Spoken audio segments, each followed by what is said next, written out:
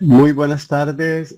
Mi nombre es Néstor Hernando Campos, soy profesor de la sede Caribe de la Universidad Nacional de Colombia y soy el director del Instituto de Estudios en Ciencias del Mar, localizado en Santa Marta y perteneciente a la sede Caribe. Eh, Soy igualmente el coordinador de la Cátedra Colombia Viva sus dos mares, un país, explorando la biodiversidad marina. Estamos, ante todo, le doy la bienvenida a todos los presentes, a todos los escuchas, por su asistencia y esperamos que, digamos, esta cátedra les brinde mucha información y mucha motivación para dedicarse al estudio del mar.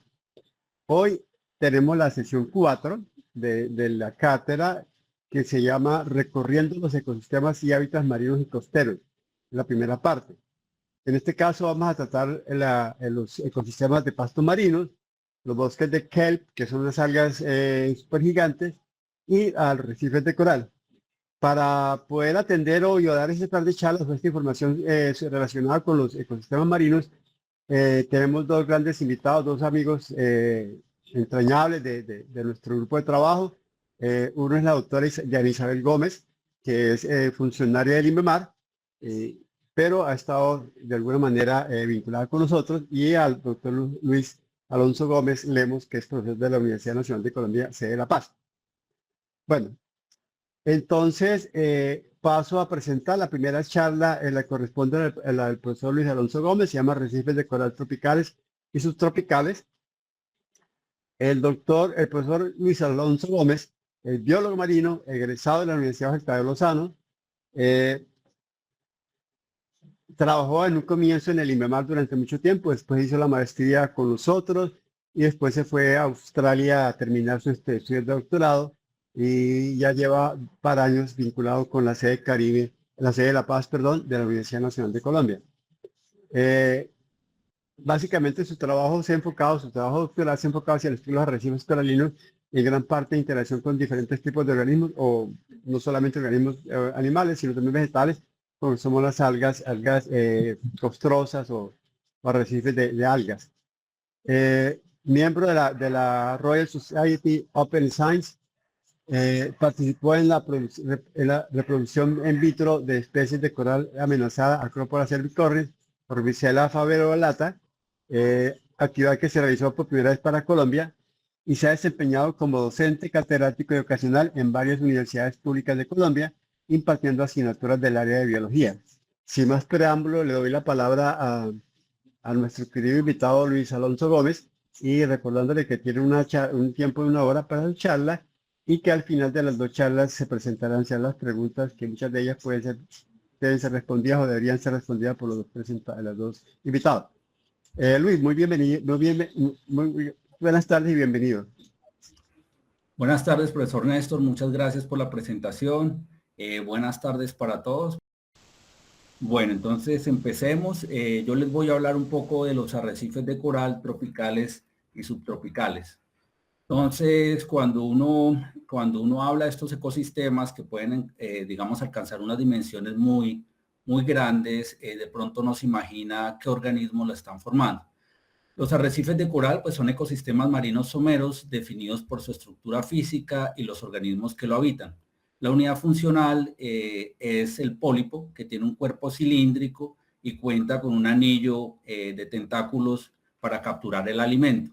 Muchos de los corales o la mayoría de los corales son coloniales y tienen la capacidad de crear un esqueleto de carbonato de calcio.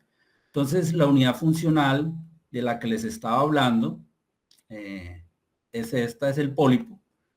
Los pólipos pueden ser muy pequeños, de unos milímetros a 10 centímetros de diámetro. Entonces, esta es la unidad funcional de los corales. Normalmente ellos son transparentes, tienen una corona de tentáculos. Dentro de esa corona de tentáculos hay una boca.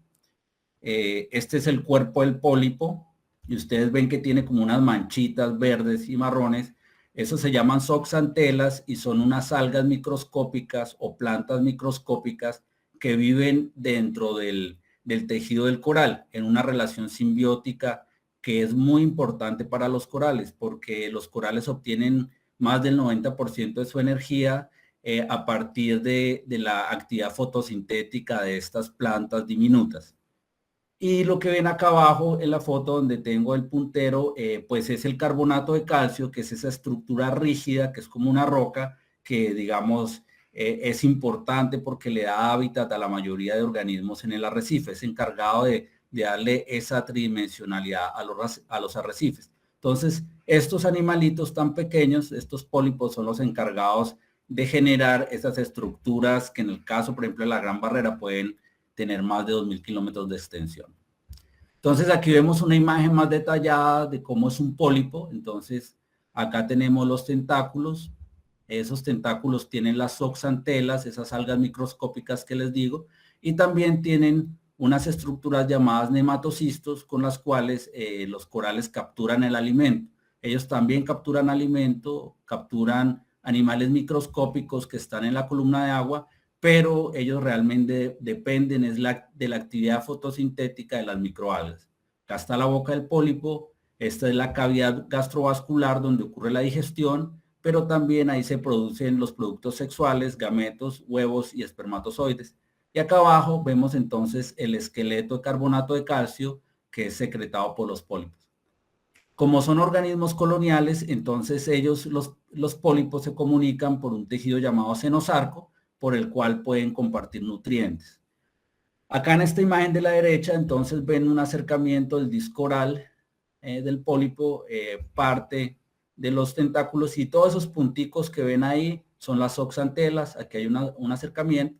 Entonces esas algas microscópicas se encuentran normalmente en la columna de agua, tienen un flagelo, pueden desplazarse, pero cuando entran a ser simbiontes o entran a vivir en el tejido de los corales, pues pierden ese flagelo. Ellas se benefician de esta relación simbiótica porque pues el coral les da nutrientes y les da protección, y el coral se beneficia porque ellas pues básicamente le dan energía para sus procesos vitales. Entonces, aquí los corales que más nos importan son los corales hermatípicos, que son los formadores de arrecife. Ellos hacen parte de un grupo llamado los nidarios, en que también se encuentran, por ejemplo, la fragata portuguesa o las medusas.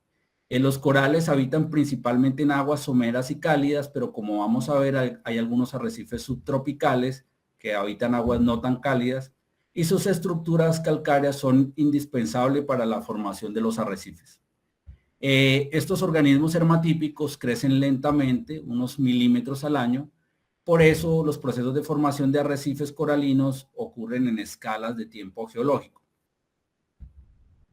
Inicialmente los científicos pensaban que los corales eran plantas, que pertenecían al reino de las plantas, por su apariencia, ¿cierto? Si nosotros vemos estas fotografías de aquí, son como ramificados, con muchos colores, no tienen movimiento.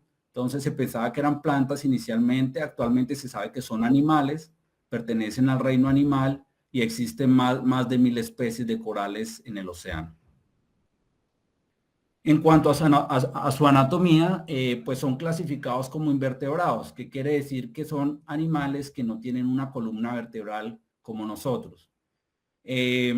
Los corales normalmente conforman colonias que pueden tener cientos a miles de pólipos. Aquí en estas fotografías ustedes pueden ver la diversidad de esos pólipos, ¿no? En tamaño, color, forma. Pero también se pueden encontrar algunas especies de coral solitarios. Un ejemplo de este es este coral que tenemos a la izquierda, que es el coral champiñón. Lo que ven ahí es un único pólipo gigante que puede crecer hasta medio metro de diámetro. Pero la mayoría de los corales, digamos que son como este coral cerebro que está acá. Este coral cerebro puede tener de cientos a miles de pólipos, y los pólipos de los corales pueden variar de unos milímetros hasta 10 centímetros de diámetro. Entonces, estos corales cerebro, ¿sí? Estos corales cerebro se pueden encontrar, por ejemplo, aquí en el Caribe colombiano. Hay una especie que se llama Diploria labyrinthiformis. Son de crecimiento masivo y pues reciben ese nombre porque pues es su similitud a un cerebro, ¿cierto? Bueno, entonces los corales construyen unas estructuras rígidas que son complejas y se elevan desde el fondo hacia la superficie. esas estructuras modifican notablemente el relieve submarino por largos periodos de tiempo. Estamos hablando de cientos de años, podemos hablar de una escala geológica. En esta foto que ustedes ven acá a mano derecha, entonces ese es un arrecife saludable. Digamos que está muy cerca, la estructura llega muy cerca a la superficie. La coloración que ven marroncita es porque tiene muchas zooxantelas, ¿sí? Este es un coral saludable. Y bueno, los corales, los arrecifes pueden llegar a ser tan grandes que se pueden ver desde el espacio, como es el caso de la Gran Barrera de Coral, la imagen donde tengo el cursor en este momento, que tiene más de 2000 kilómetros de extensión. Y pues la Gran Barrera de Coral es la estructura más grande del planeta construida por organismos vivos, que es algo paradójico pensando pues que la unidad funcional de los arrecifes de coral son los pólipos y algunos pólipos son de solo milímetros. Bueno, ahorita les voy a hablar un poco de los parámetros ambientales importantes para el desarrollo de este ecosistema. Entonces, el primero de ellos es la luz. La luz solar es muy importante porque, como les decía, los corales tienen una relación simbiótica obligada con microalgas que viven en su tejido y dependen de los productos fotosintéticos de estas microalgas para sobrevivir. La profundidad también es importante. La mayoría de corales se encuentran hasta 30 metros de profundidad. Hay corales que se pueden encontrar a mayor profundidad, pero la mayoría están hasta 30 metros de profundidad. Y esto también está relacionado con la incidencia de luz. Pues la incidencia de luz solar se va atenuando a medida que aumenta la profundidad, de tal forma que pues ellos necesitan la incidencia de luz para que las algas fotosintéticas hagan su trabajo. La temperatura, entonces, en realidad si uno habla de corales tropicales y subtropicales, entonces se encuentran de temperaturas que varían desde 16 grados hasta 38, pero ahí estamos hablando de casos extremos. Normalmente por debajo de 16 grados los corales detienen el crecimiento y sus actividades metabólicas y la mayoría de corales se ven perjudicados con temperaturas por encima de los 30-32 grados. Sin embargo, hay algunas especies en ciertas zonas del planeta que pueden tolerar temperaturas de 30 a 38, de 34 a 38 grados. Pero la temperatura óptima para la mayoría de corales está entre los 25 y los 27 grados centígrados. Otro aspecto es la salinidad. La salinidad nos habla de la cantidad de minerales disueltos en el agua. Se mide en partes por millón, perdón, partes por mil, en partes por mil. La salinidad promedio del océano es de 35 partes por mil. Para que ustedes tengan una idea, es como si cogiéramos 100 baldes, esos 100 baldes, de esos 100 baldes, 35 los llenamos con cloruro de sodio, el resto los llenamos con agua dulce y lo mezclamos. Eso nos daría una salinidad de 35 partes por mil. Pero los corales generalmente se desarrollan bien entre 32 y 42 partes por mil. La turbidez es otro factor importante. La turbidez puede ser causada, por ejemplo, por la sedimentación o por el crecimiento excesivo del plancton, de las algas planctónicas en la columna de agua. Entonces, básicamente la turbidez lo que va a hacer es impedir que la luz penetre y que las zooxantelas asociadas a los corales puedan hacer fotosíntesis. Los nutrientes están relacionados también con la turbidez. Hay una cosa, comúnmente la gente cree que los arrecifes coralinos son ambientes ricos en nutrientes, pero es lo contrario, son ambientes oligotróficos. El exceso de nutrientes en la columna de agua lo que puede generar son crecimientos de algas microscópicas que van a incidir también en la incidencia de luz, o también va a favorecer el crecimiento de macroalgas que van a competir por espacio con los corales hermatípicos. El pH, el potencial de hidrógeno, nos da una idea de qué tan ácido o básico es el agua. El pH neutro está en 7, pero los corales normalmente necesitan un pH básico que está entre 8 y 8.3 para su buen desarrollo. Y finalmente el sustrato. Los arrecifes coralinos se desarrollan principalmente sobre sustratos duros, no se desarrollan sobre arenales. Y bueno, esos sustratos duros generalmente son sustratos rocosos o sobre coral ya muerto, o sobre sustrato generado por algas calcáreas. Bueno, hay 4 tipos de arrecifes principales. Están los arrecifes costeros, los arrecifes de barrera, y los atolones y los arrecifes de parche. Los arrecifes costeros son los más comunes de todos. Aquí ven la fotografía donde tengo el cursor. Son arrecifes que se desarrollan directamente frente a la línea de costa y por ende son los que normalmente son más afectados por la actividad humana.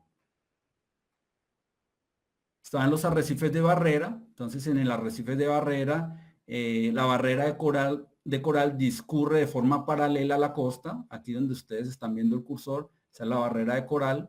Acá está la barrera de coral. Esa barrera de coral va a atenuar el oleaje, ¿cierto? Y siempre va a haber una laguna arrecifal entre la barrera de coral y la costa, que es lo que vemos aquí. Esa laguna arrecifal normalmente son someras y digamos que su amplitud puede variar de un arrecife a otro. Este es un perfil de cómo se vería la barrera arrecifal. La barrera arrecifal estaría ubicada acá donde tengo el cursor, ¿cierto? Si es suficientemente grande, se pueden desarrollar unas pequeñas islas sobre la parte plana de la barrera. Va a haber el lago, la laguna arrecifal es esta, y pues algunos ecosistemas costeros como los manglares o los pastos marinos que les va a hablar Diana Isabel en la siguiente exposición. Bueno, están los atolones. Los atolones se caracterizan por presentar una forma circular u oval o en forma de herradura de caballo. Ellos pueden tener poca comunicación con el océano abierto, como este que es cerrado, o pueden tener comunicación con el océano abierto. Entonces aquí el arrecife en este caso es el que está por fuera, ¿cierto? Todo esto es el arrecife. Y pues procesos de formación de playa biogénicos por la degradación digamos, del coral muerto, pueden generar estas playas en las que pues, pueden ser colonizadas por vegetación.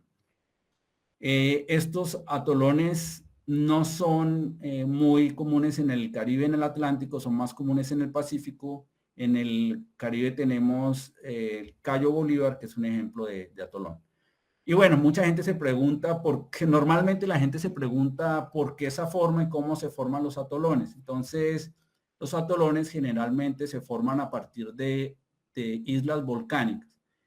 Entonces, en el Pacífico generalmente hay unos sitios que le llaman los puntos calientes en el manto. Esos puntos calientes logran romper la corteza oceánica. Ese magma entra en contacto con el agua de mar, se enfría, empieza a acumularse. Inicialmente hace una montaña submarina y eventualmente si esa digamos isla emerge, pues se va a convertir en una isla volcánica, que es lo que vemos acá. Pero entonces resulta que ese punto caliente es relativamente estable, pero la corteza oceánica, las placas oceánicas, tectónicas oceánicas se están moviendo. Entonces va a llegar un momento en que esa isla volcánica deja de ser alimentada por el magma y va a empezar un proceso de crecimiento, ¿cierto? Pero lo que sucede es que se forma un arrecife de barrera alrededor de la isla a medida que ésta empieza a hundirse. Cuando la isla se hunde totalmente, pues ya lo único que va a quedar es la barrera arrecifal que se formó anteriormente.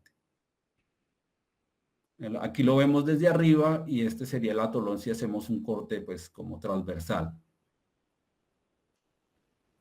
Y el último tipo de arrecife son los arrecifes coralinos o arrecifes de parche. Normalmente se encuentran en las lagunas arrecifales, pueden tener forma circular y digamos que están distribuidos un poco aleatoriamente en estos ambientes que normalmente son ambientes de poca energía.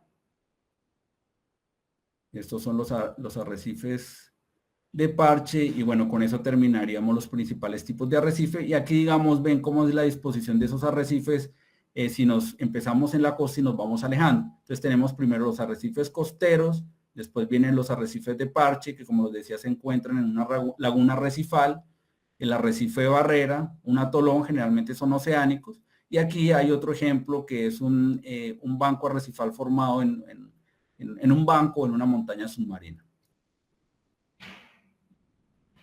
Bueno, entonces ahora vamos a hablar un poco de la distribución global de los corales. Entonces, en el Atlántico y en el Caribe se encuentra más o menos el 7.6 de todos los corales del planeta, y eso se encuentran principalmente en el Caribe. Lo que hay en el Atlántico es relativamente poco, equivale solo al 0.6%. En el Indo-Pacífico, por el contrario, se encuentran la mayoría de los corales. Casi 92% de estos ecosistemas se encuentran en la región del Indo-Pacífico y el restante se encuentra en el Pacífico Este. Digamos que el área aproximada total de los ecosistemas coralinos es de 284.300 kilómetros cuadrados. Sin embargo, por problemas, digamos, tensores locales y globales, esta distribución está disminuyendo, pero esos temas los vamos a tratar hacia el final de la exposición.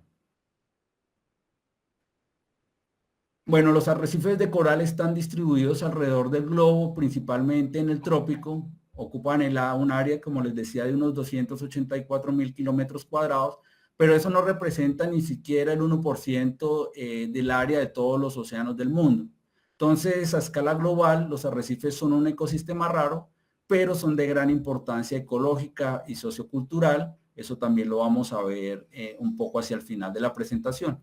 Aquí en esta gráfica, entonces, en esta figura, ustedes ven la distribución de arrecifes tropicales y arrecifes subtropicales o de aguas profundas. Entonces, los tropicales están en rojo, los subtropicales están en azul.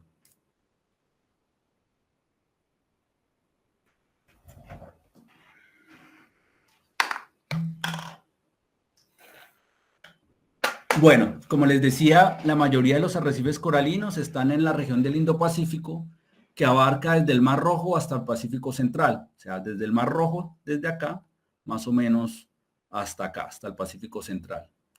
Y el 8% restante de los arrecifes del planeta se encuentran en el Océano Atlántico, o sea, por acá, y el Mar Caribe, desde más o menos desde Río de Janeiro hasta la Florida en Estados Unidos y en el Golfo de México. Pero si ustedes observan aquí, estamos observando principalmente son los arrecifes tropicales que se encuentran en la franja que va de 30 grados norte a 30 grados sur. Aquí no estamos incluyendo los arrecifes subtropicales, solamente los arrecifes tropicales. Los arrecifes de coral están restringidos a una banda angosta de latitudes bajas, con una notoria disminución hacia latitudes altas. La diversidad es mucho más baja en el Atlántico que en el Indo-Pacífico, como les decía. Creo que hay alguien que tiene el micrófono abierto. Gracias. Y la diversidad más alta se presenta en el sudeste asiático insular. La diversidad de los corales y el desarrollo de los arrecifes está muy restringido en las costas occidentales de América y África Occidental. Entonces vamos a ver eso más detalladamente en este gráfico. Entonces esta figura sí ya no incluye solamente los arrecifes tropicales, sino los subtropicales también. Entonces nuevamente aquí tenemos esta línea denota los 30 grados de latitud norte y acá los 30 grados de latitud sur. Entonces todo lo que está dentro de esa banda son los arrecifes tropicales, por fuera de esa banda son subtropicales. Entonces tenemos aquí unos arrecifes subtropicales en África del Sur, tenemos unos arrecifes subtropicales en la parte sur de Australia, ¿cierto? Lo mismo ocurre en la parte norte de África. Pero si ustedes ven, digamos aquí en esta gráfica también se ve el número de especies de coral. Entonces aquí rápidamente uno identifica que también hay unos patrones de diversidad. Y la mayor diversidad se encuentra en esta área del océano que es denominada el Triángulo de Coral. Se pueden encontrar cerca de 600 especies de coral en esta área. Comparado, por ejemplo, con la diversidad de especies que se encuentra en el Mar Caribe, que lo vemos acá, que de acuerdo al código de color estaría entre alrededor de 100 especies o menos. 100, 150 especies. Bueno, entonces, como les decía, el Triángulo de Coral es el área con mayor diversidad de corales en el planeta. Este se encuentra ubicado entre Indonesia, Malasia, Filipinas, Papúa Nueva Guinea y las Islas Salomón. La principal causa de la alta diversidad de corales en esta área es la heterogeneidad de hábitats que se presenta ahí. El registro fósil indica que los corales de esta área son más jóvenes, los más jóvenes del planeta. Esto también puede incidir en la alta diversidad. Estos géneros recientes de corales pueden haber evolucionado en el triángulo de coral o pueden haber sobrevivido a extinciones masivas en el resto del planeta. Hay registros de extinciones masivas que ocurrieron sobre todo en el Pleistoceno, que acabaron con muchos de los corales alrededor del mundo, excepto en esta área. Discúlpame, Luis Alonso, es que de los mapas que nos estás mostrando no podemos verlos completamente porque aparece el anuncio de Meet. Entonces, Listo, ¿le puedes ya. dar ocultar? Eso, Perfecto. muchas gracias. Listo. Vale, gracias. Bueno. Bueno, realmente como es una obra, pues no les puedo hablar de todos los arrecifes del planeta, pero estoy seleccionando como los más relevantes, ¿cierto? Entonces, pues obviamente tenemos que hablar de la Gran Barrera de Coral. La Gran Barrera de Coral se encuentra en el estado de Queensland, en Australia, y está representado aquí por esta manchita como rosada, ¿cierto? La Gran Barrera de Coral tiene una extensión de 2.000 kilómetros y está conformada por cerca de 3.000 arrecifes individuales, pero que forman, digamos, a escala general y forman una barrera. Presenta una alta diversidad que supera los 350 especies de corales. De peces se han registrado entre 1.500 y 2.000 especies y más de 4.000 especies de moluscos. Cuando hablamos de moluscos, para los que no son biólogos, estamos hablando de caracoles, estamos hablando de pulpos, estamos hablando de almejas, ¿cierto? Ya que abarca, la Gran Barrera Coral abarca un ámbito latitudinal amplio, se presenta una disminución gradual de la diversidad hacia latitudes altas, o sea, mayor diversidad en el norte de la Gran Barrera de Coral, donde tengo el cursor, pero la diversidad va disminuyendo a medida que uno se va hacia el sur. En la parte norte de la Gran Barrera se han registrado 350 especies de coral, mientras que en la parte sur 244. Entonces, como la barrera es tan grande, generalmente cuando la describen, la dividen en tres partes, la parte norte, la parte centro y la parte sur. La parte norte comienza acá, en el Torres Strait, el estrecho de Torres, que separa Australia de Nueva Guinea y es por una distancia de unos 150 kilómetros. En esta parte la barrera arrecifal, como lo pueden ver, está bien delimitada, pero la plataforma continental no es tan amplia. Bueno, yo tuve, digamos, la oportunidad de hacer un trabajo de investigación en una de las islas de esta zona, que es Lizard Island, que es lo que ustedes ven aquí en la foto. Ahí hay una estación de investigación. Entonces, bueno, ahí voy a ver si funciona. Ahí les voy a mostrar esto que se llama el Kathleen Seaview Survey. Es un proyecto que inició la Universidad de Queensland en el 2012 y que tiene como objetivo cartografiar los principales arrecifes coralinos del planeta para generar, digamos, para comunicar, ¿cierto?, los problemas que están enfrentando, pero también para hacer ciencia. Entonces, vamos a ver si funciona.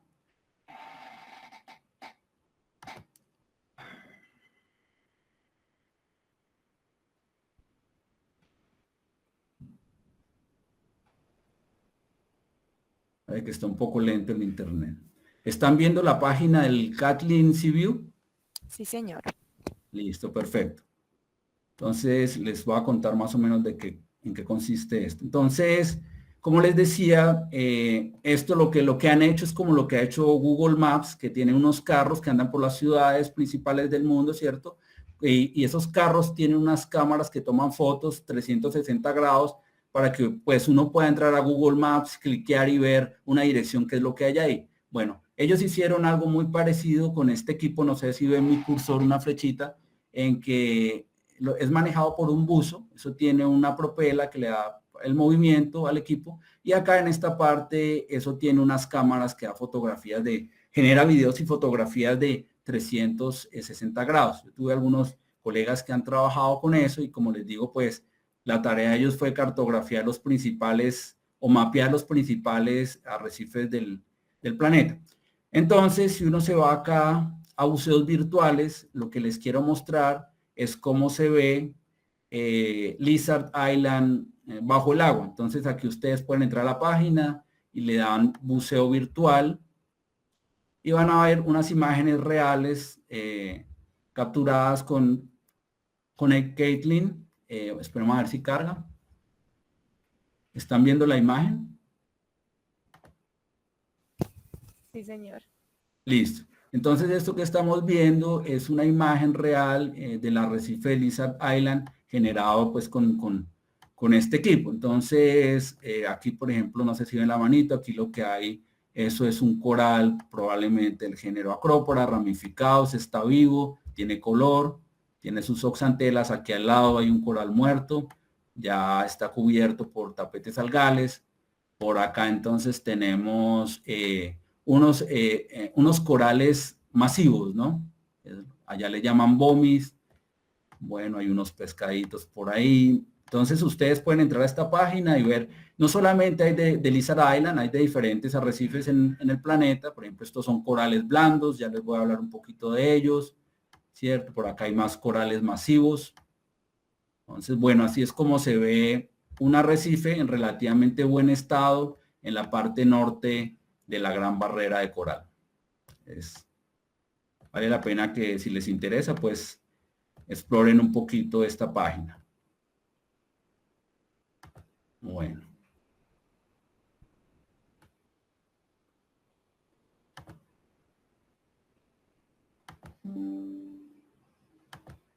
Creo que me salí de la presentación.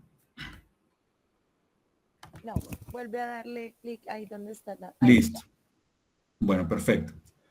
Listo, entonces esa era la parte norte de la Gran Barrera. Entonces vamos a la parte centro. Entonces la parte centro es donde se desarrollan la mayoría de las actividades turísticas, por ejemplo, alrededor de este pueblo que se llama Townsville.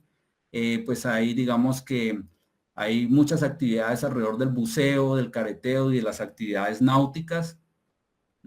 Pero en esta parte la plataforma continental se caracteriza por ser más amplia y los parches coralinos no forman una barrera continua como sí ocurre en la parte norte de la Gran Barrera de Coral. Entonces digamos que esa es una de las características principales. En esta área hay un número importante de áreas marinas protegidas. Y la parte sur de la Gran Barrera, entonces es mucho más angosta. Aquí está señalada con ese circulito, está más o menos a 50 kilómetros de la costa y es un muy buen ejemplo de arrecifes subtropicales. Son arrecifes que sí, digamos, en que sí hay unas estaciones climáticas, ¿cierto? Y la temperatura puede bajar bastante en estos arrecifes, unos 18, 19 grados durante el invierno. Presenta una diversidad de corales más baja comparado con la parte norte de la Gran Barrera, pero son de los arrecifes que están menos afectados por el calentamiento global, precisamente porque se encuentran en un área donde la temperatura no sube tanto.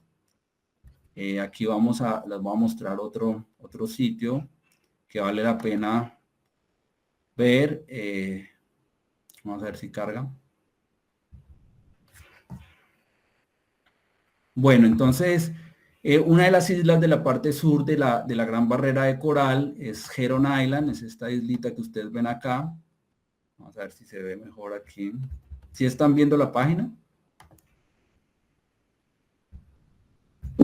Sí, señor. Listo, entonces esta isla es una isla muy pequeña, tiene como unos 900 metros de largo, unos 300, 400 de ancho. Y es importante porque hay una estación de investigación de la Universidad de Queensland. Las estaciones de investigación generalmente son muy costosas, pocas universidades la tienen. Entonces lo que ellos hacen es ofrecer el servicio para la gente que necesita hacer investigación. Entonces, voy a abrir aquí un momentico. Entonces, digamos, otras universidades o grupos de investigación alrededor del planeta lo que hacen es viajar allá y contratar los servicios de la estación de investigación. Entonces allá pueden hacer buceos, hay botes, hay todos los equipos de buceo que se necesitan y también están los laboratorios que se necesita para hacer investigación, por lo menos en la parte marina. Entonces hay laboratorios húmedos, laboratorios secos. como ustedes pueden ver aquí en esta foto. Entonces, no es barato, pero digamos que es un sitio disponible para hacer investigación de buena calidad. Aquí estas fotografías que ustedes ven, estos son de ensayos que estaban haciendo en ese momento para ver efecto de la acidificación oceánica en organismos arrecifales. Bueno, vuelvo a la presentación.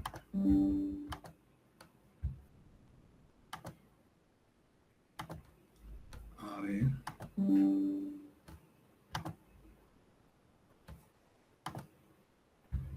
¿Ven la presentación nuevamente? Sí, señor. Listo, gracias. Bueno, listo, entonces ya hablamos de la Gran Barrera, pues tenemos que hablar ahorita, digamos, de lo que está más cerca a nosotros, que es el Mar Caribe.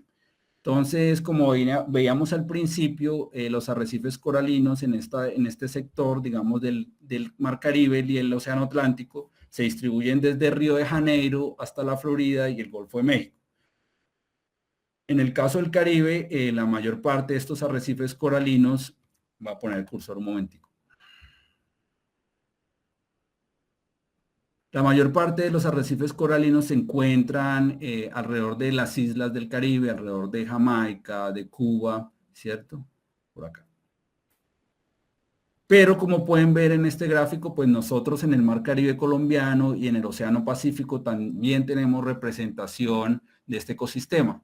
Entonces encontramos corales desde La Guajira, en la parte continental, desde La Guajira, Bahía Portete, pasando por el Parque Tayrona, Islas de San Bernardo, hasta por allá, hasta Sapsurro, encontramos presencia de corales. Pero la mayor cantidad o la mayor extensión de corales se encuentra en el Caribe oceánico, o sea, alrededor de San Andrés, Providencia, los Cayos y Bajos del Norte. Y en el Caribe continental pues se encuentran unos 656 kilómetros cuadrados representando este ecosistema.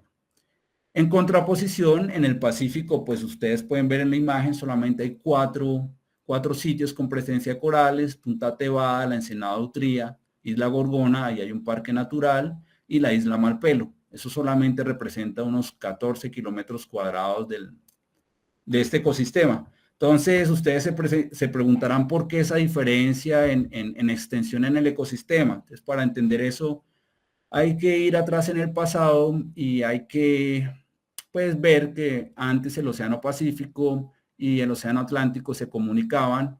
El Suramérica y Norteamérica no estaban comunicados, ¿sí? Esa comunicación surge por medio del Istmo de Panamá hace unos 3 millones de años, que eso es, en tiempo geológico, es relativamente reciente.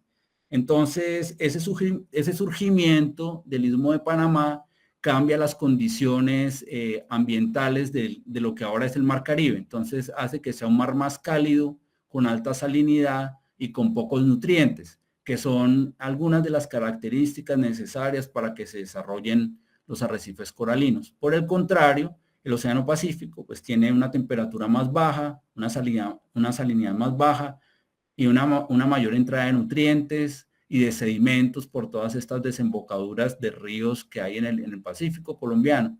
Los nutrientes, yo les decía que generalmente no favorecen el desarrollo de los arrecifes de coral, porque el crecimiento de las algas planctónicas bloquea la incidencia de luz y favorece el crecimiento de las macroalgas. Bueno, entonces ahorita vamos a hablar un poquito de la diversidad en los arrecifes coralinos. Entonces, la diversidad en este ecosistema es comparable a la de hábitats terrestres tan diversos como la selva húmeda tropical. Se dice que es posible que sea el ecosistema con más especies por unidad de área, ya que, por ejemplo, en el Caribe, en 5 metros cuadrados de arrecife, se pueden encontrar unas 534 especies. Estamos hablando de corales, estamos hablando de caracoles, estamos hablando de estrellas de mar, erizos, peces, etc. Y actualmente se conocen unas 93.000 especies descritas a partir de los arrecifes coralinos. Entonces es una zona muy diversa. Bueno, ahorita le voy a hablar entonces de algunos de los principales grupos de organismos que habitan los arrecifes. Entonces, hay corales blandos. Los corales blandos son importantes en los arrecifes. Difieren en simetría y estructura de los corales hermatípicos. Digamos que ellos no no construyen arrecife como tal, ¿cierto? Son de forma arborescente, como ustedes ven acá, pero ellos sí secretan unos escleritos o unas espículas que le dan soporte a la estructura del coral y lo ayudan a anclarse al sustrato. Esto que ustedes ven acá son los escleritos, tienen diferentes tamaños y formas y sirven también para identificar las especies. Otro grupo de organismos muy importante en los arrecifes son las algas coralinas costrosas, que son esas algas que están resaltadas ahí en amarillo, son algas rojas, que también construyen estructura calcárea en los arrecifes. Entonces, después de los corales, son las más importantes en crear estructura calcárea tridimensional en el arrecife.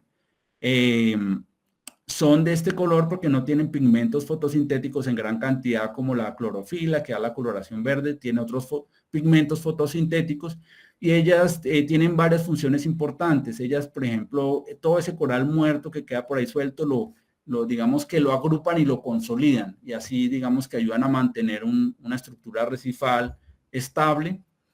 Aquí están los coralitos. Y bueno, pero entonces hay otra cosa muy importante que voy a explicar rápidamente y es que estas algas tienen la capacidad de inducir el asentamiento de los corales. Pero para que ustedes, pues los que no sean biólogos puedan entenderlo, les tengo que hablar un poco de la reproducción de los corales para que lo entiendan. Entonces, la mayoría de corales son hermafroditas, o sea que producen tanto gametos masculinos como femeninos.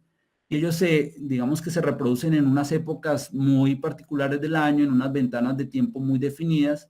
Durante la noche generalmente liberan paquetes de gametos. Esos paquetes de gametos flotan en la columna de agua y se disgregan por la hidrodinámica.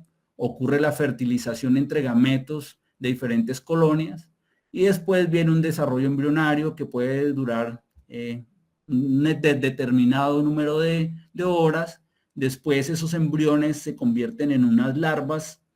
Esas larvas son muy pequeñas, tienen cilios y tienen la capacidad de desplazarse. Entonces esas larvas empiezan a buscar el fondo del arrecife para buscar un sitio adecuado donde asentarse. Entonces, una vez la larva encuentra ese sitio, se adhiere, hace metamorfosis y se convierte en un pólipo primario. Ese proceso recibe el nombre de asentamiento y es muy importante porque el sitio que escoge la larva es donde el coral va a habitar de ahí en adelante. Entonces, una vez la larva se asienta, el coral lo que hace es crecer.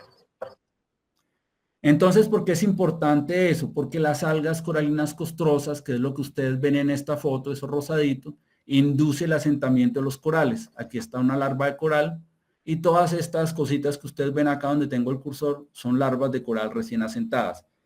¿Cómo ocurre eso? Es complejo.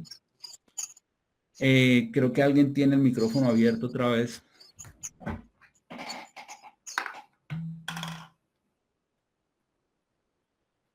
Bueno, el proceso como ocurre esto es complejo, no hay tiempo para describirlo. Si a alguien le interesa revisarlo, con unos colegas publicamos este artículo en el 2018 en que se explican esos mecanismos de asentamiento y es de acceso libre. Entonces con el nombre del artículo lo pueden encontrar y bajarlo sin pagar nada en internet. Bueno, otro habitante importante de los arrecifes coralinos son las macroalgas. Las macroalgas pues son algas que no son rígidas como las algas coralináceas, son más carnosas. Muchas de las algas que habitan los arrecifes coralinos son algas verdes que sí tienen clorofila como principal pigmento fotosintético y son muy importantes porque le dan alimento a un gran número de organismos que habitan en los arrecifes, como los peces herbívoros, algunas equinodermos, o se estaba hablando de erizos de mar, estrellas de mar y también caracoles se alimentan de este tipo de algas. Están las esponjas. Las esponjas son organismos multicelulares primitivos, ya que no presentan verdaderos tejidos. Pueden llegar a alcanzar tamaños muy grandes como esta, Cetospongia muta, que está en el Caribe. Ellas no se desplazan, están adheridas al sustrato y se alimentan filtrando grandes cantidades de agua.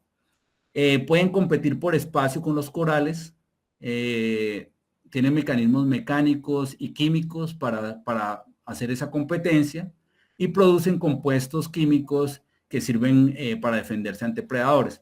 Entonces, teniendo en cuenta que las esponjas están compitiendo en este momento con los corales por espacio en los arrecifes, digamos, en una interacción un poco negativa, se han registrado crecimientos de las esponjas en cuanto a ocupar área más del 120% de los arrecifes del Caribe. Entonces, digamos que hay como una problemática ahí. Entonces, de acuerdo a eso, con un estudiante de maestría hicimos unos experimentos para ver cómo las esponjas arrecifales a ver si las esponjas arrecifales podían detener el asentamiento de los corales escleractíneos. Nosotros pensábamos que como ellas crecen rápido, normalmente compiten con los adultos por espacio y tienen compuestos aleloquímicos que, digamos, detienen el desarrollo de otros organismos. Pensábamos que seguramente iban a afectar negativamente el asentamiento de los corales, pero lo que encontramos es que no lo afectan y de hecho un par de especies parecen favorecer el asentamiento de los corales. Entonces, las flechitas que ustedes ven ahí son corales recién asentados al lado de las esponjas. Esta es una esponja, Aphimedon viridis, si no recuerdo mal. Pero bueno, entonces, claro, eso es cuando estamos hablando del asentamiento, es una ventana de tiempo muy corta, ¿sí? Estamos hablando de unos cuantos días. Es posible que la sobrevivencia post-asentamiento, que es lo que viene después, sí sea afectada por la presencia de las esponjas. Eso no lo sabemos todavía. Hay que hacer más experimentos. Bueno, otros habitantes importantes de los arrecifes son los peces. Más de 4.000 especies de peces habitan en los arrecifes coralinos, lo que equivale más o menos a una cuarta parte de todas las especies de los peces marinos que existen en el océano. Son pocos los peces que están adaptados para alimentarse directamente de los corales. Algunas de esas pocas especies son los peces de loro, como este que ven ustedes acá. Ellos tienen han presentado una función de dientes con, digamos, una estructura rígida que les permite romper un poco la estructura calcárea de los arrecifes. Están los equinodermos, que también habitan los arrecifes. Son organismos que se caracterizan por tener espinas en la piel, presentan un esqueleto interno duro de carbonato de calcio, no presentan cefalización o una cabeza visible y son dioicos, o sea que tienen los sexos separados, hay machos y hay hembras. Entonces, seguramente ustedes han visto en algún momento estrellas de mar, como esta. Los pepinos de mar son menos comunes, es posible que los conozcan. Y los erizos de mar. Hay algunos de estos erizos que son muy importantes en los ecosistemas coralinos porque son herbívoros y ayudan a mantener unas abundancias de macroalgas adecuadas para que no compitan con los corales. Bueno, esta imagen la traigo porque nos da una idea de dos cosas. Primero, que no todos los organismos están por fuera del arrecife, digamos, de la estructura arrecifal. Hay organismos que están dentro de la estructura calcárea, ¿cierto? Como es el caso de algunas bacterias, algas y hongos. También algunos bivalvos que encuentran la forma de penetrar el sustrato arrecifal. Generalmente es por pedazos de coral muerto.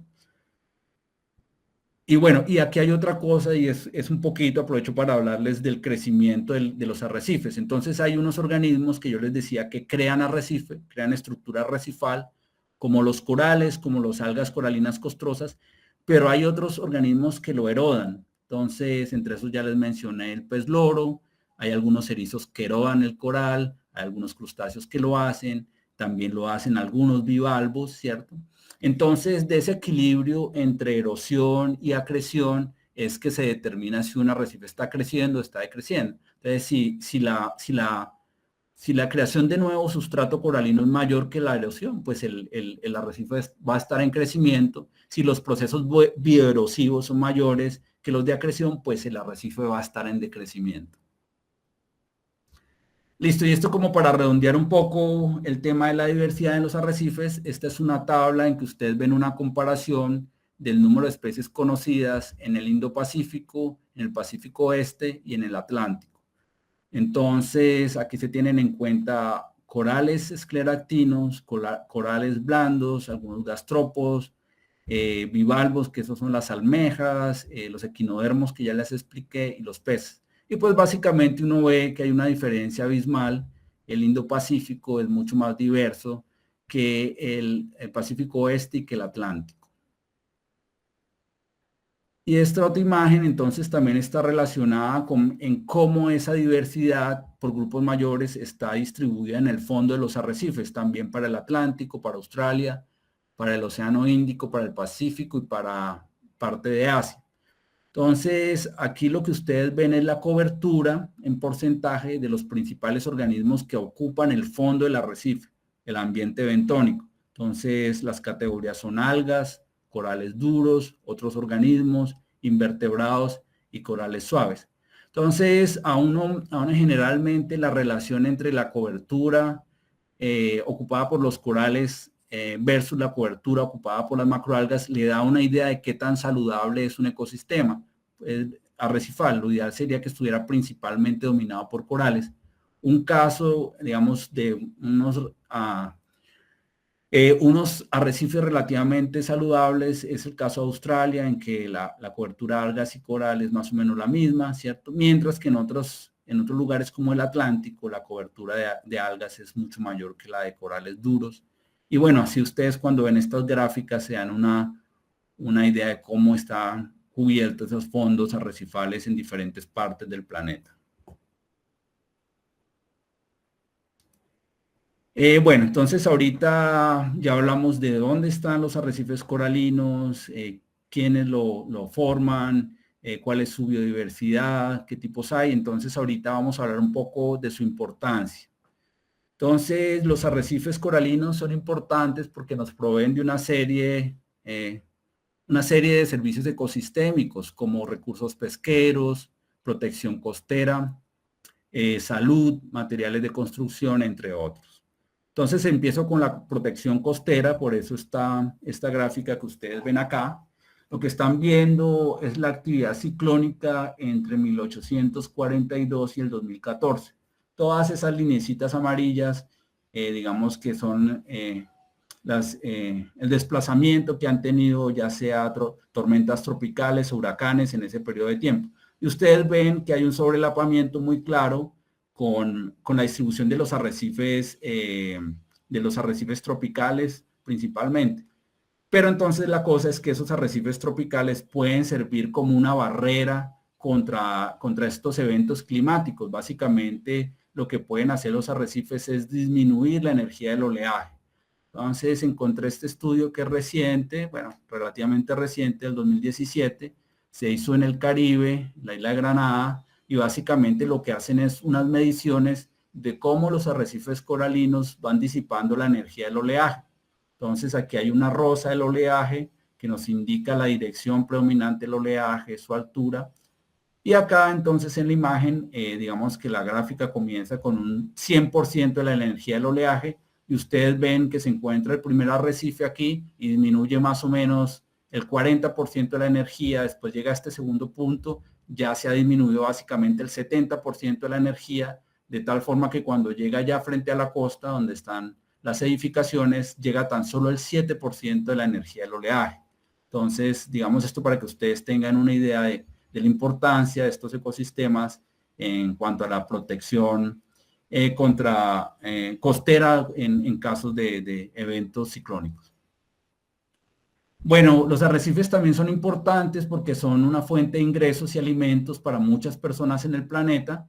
En muchas costas tropicales la pesca de subsistencia es la principal fuente de proteínas. Se ha estimado que la pesca de subsistencia en el Pacífico genera unos 180 millones de dólares americanos, mientras que las pesquerías comerciales que uno se imaginaría que generan más dinero, generan menos de la mitad, generan unos 82 millones de dólares americanos. Los arrecifes pues atraen a una gran cantidad de gente, entonces son valiosos porque atraen al turismo. En la Gran Barrera de Coral es visitada por más de 40 millones de personas al año y de estas actividades turísticas, digamos que se generan aproximadamente 6 billones de dólares australianos. Es una suma bastante alta. Y la Gran Barrera de Coral pues es una de las atracciones ecológicas más importantes del planeta a nivel comercial. Entonces, pues allá, como les decía antes, se realizan una gran cantidad de deportes náuticos, no solamente el buceo, sino muchos otros deportes como el surfing, el kayak, careteo, etc.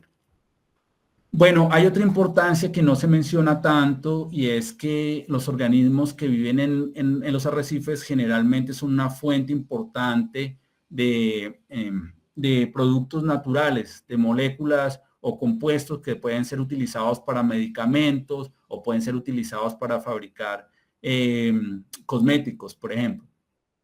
Y gran parte de esos compuestos son extraídos de organismos que habitan en los arrecifes coralinos. Entonces, en esta gráfica ustedes ven el número acumulativo de nuevos productos naturales que se han generado entre 1990 y el 2019. Y pues el número es importante, es de casi 16.000 productos naturales de origen marino, y muchos de ellos son extraídos la mayoría de poríferos. Los poríferos son las esponjas que les mostraba hace un rato, y de nidarios, y en los nidarios tenemos los corales blandos, como los que están en la foto, y los corales duros. Este mapa es interesante porque entonces nos muestra la ubicación de las principales fuentes de productos marinos naturales, y el número de productos marinos naturales está acá abajo, ¿cierto? Entonces el color blanco es donde hay de 1 a 25, se han extraído de 1 a 25 productos naturales, y pues esa escala va aumentando con la intensidad del color, de tal forma que hay sitios en que se han, digamos, de sitios de los cuales a partir de organismos marinos se han obtenido más de 500 de estos productos marinos naturales. Y si ustedes ven en el mapa, pues las áreas donde más se han extraído estos productos son las áreas donde más hay arrecifes coralinos, alrededor de Australia y en el Triángulo de Coral. Entonces, pues digamos que ahí queda muy clara esa relación, ¿no?, entre esos productos marinos y este ecosistema de corales. Bueno, ya para terminar, a nivel global se ha presentado una degradación de los arrecifes coralinos por causas humanas. Hay unas amenazas directas como la sedimentación, la pesca destructiva con dinamita, prácticas inadecuadas de anclaje, como ven en esta foto, y contaminación. Y hay unas amenazas indirectas como el cambio climático y la sobrepesca. Entonces, por ejemplo, en los arrecifes del Caribe y en otras partes del planeta se está dando un fenómeno denominado cambio de fase. Y es que debido a contaminación por nutrientes que vienen en aguas hervidas o en fertilizantes que llegan por escorrentía al mar, esos nutrientes están favoreciendo el crecimiento de algas, y esas algas, digamos, que están compitiendo por espacio con los corales y están empezando a dominar los arrecifes coralinos, que antes eran dominados por corales, ahorita están siendo más dominados por algas macroalgas principalmente. A esto se le ha denominado el cambio de fase.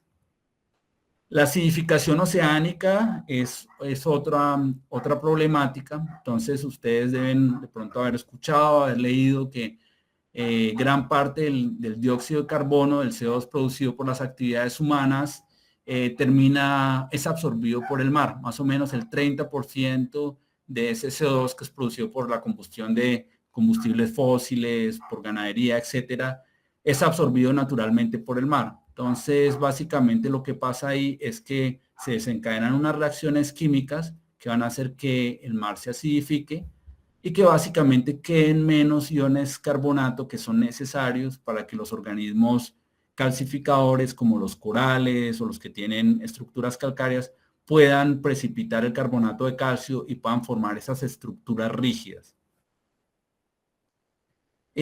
Otra problemática es el aumento de la actividad ciclónica, y es una de las predicciones de cambio climático que más rápidamente se está cumpliendo, y es que el aumento de la temperatura del océano está haciendo que los huracanes y las tormentas sean cada vez más frecuentes y más intensas. Y eso pues básicamente lo que va a causar es una destrucción de los corales, ¿cierto? Como les mostraba hace un rato, pues hay digamos, por donde pasan estos eventos, generalmente hay corales. Entonces básicamente lo que hacen es una destrucción física del ecosistema. Y ya para finalizar, entonces está el blanqueamiento coralino.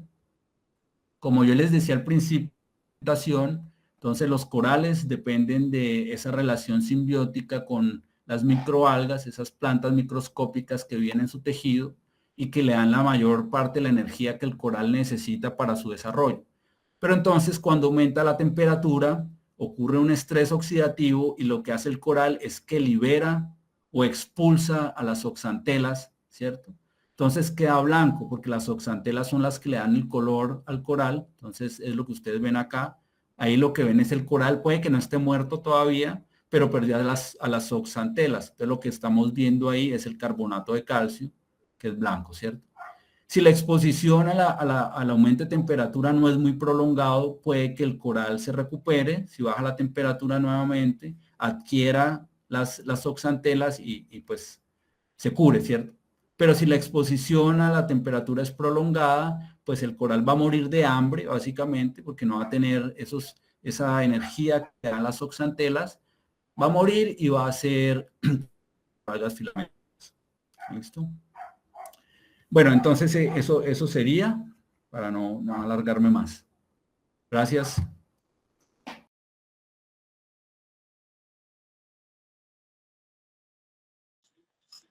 Y en este momento, pues, continuando con el aspecto relacionado con recorriendo los ecosistemas y hábitats marinos y costeros, después de un recorrido tan interesante que nos dio el profesor Luis Gómez, tenemos la invitación, tenemos la presencia de la doctora Diana Isabel Gómez.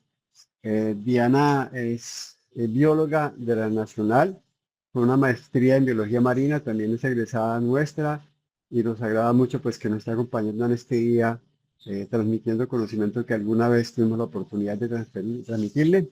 Diana, desde su finalización de su grado de maestría, se vinculó al INVEMAR, trabajando con el programa de calidad ambiental marina sigue trabajando con el programa de calidad ambiental marina del INVEMAR y ha asumido prácticamente el liderazgo de investigaciones en la parte vegetal o de grupos vegetales de los medios marinos. Primera medida, pues se enfocaba en gran parte hacia los manglares y hacia las taláceas y obviamente, pues de alguna manera, los kelps, que son macroalgas gigantes que ella con gusto va a transmitirlo. Ella ha tenido varias publicaciones y es una persona muy reconocida, sobre todo en el aspecto de los fanerógamas marinas. Sin más preámbulo, pues me permito darle la palabra a la doctora Diana Gómez y agradeciéndole de antemano todo su apoyo para el desarrollo de esta cátedra. Muchas gracias, Diana.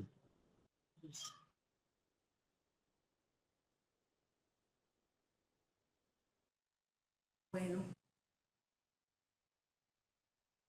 muy buenas tardes para todos. ¿Me escuchan?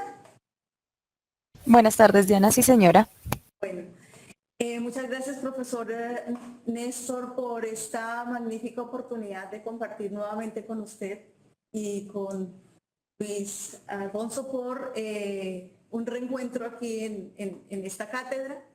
En el día de hoy vengo a hablarles un poco sobre qué pasa o cuántas similaridades encontramos entre dos ecosistemas marino-costeros que ejercen unas funciones muy similares en el medio marino.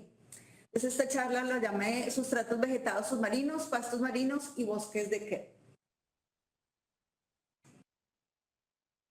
Entonces, primero que todo, ¿qué son los bosques de kelps? Los kelps o kelpos en español han sido, es un nombre que se le da a un grupo muy variado de macroalgas que básicamente cumplen una función específica en la columna de agua, básicamente de los mares, y en los cuales se comportan como tienen un funcionamiento muy similar a cómo funcionan un bosque en la parte terrestre.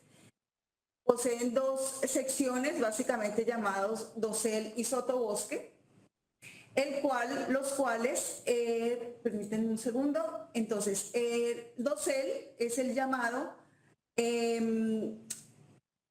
la parte superficial de estas comunidades que llegan hasta el techo, digamos, de la superficie del agua y tapan, digámoslo así, o ocupan grandes extensiones de, digamos, de esa área oceánica Y el sotobosque se interpreta como todos los niveles de ahí hacia abajo hasta su estructura en el suelo, en el fondo del mar. Pueden llegar a medir hasta 30 metros de largo y su ciclo de vida se ha contabilizado alrededor de más de 25 años.